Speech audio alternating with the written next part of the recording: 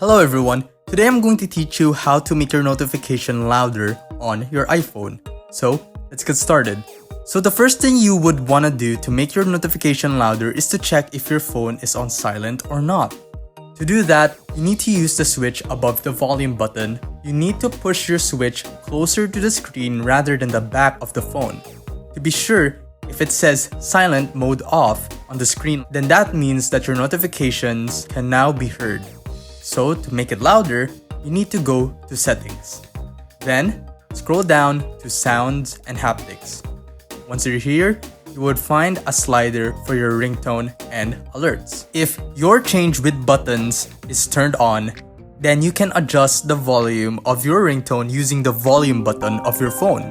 However, I don't recommend you using this because this can also affect other volumes in your phone that are not related to your notification. So what you would have to do is to turn the change with buttons off and just use the slider with your finger and slide it to the right until it's the loudest it can be. If you still find your notification not that loud enough, for example, your text notification, you might want to try to use another ringtone.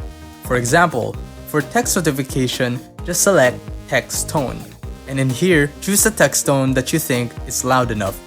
If you find this video helpful, don't forget to hit the like button and subscribe for more videos like this.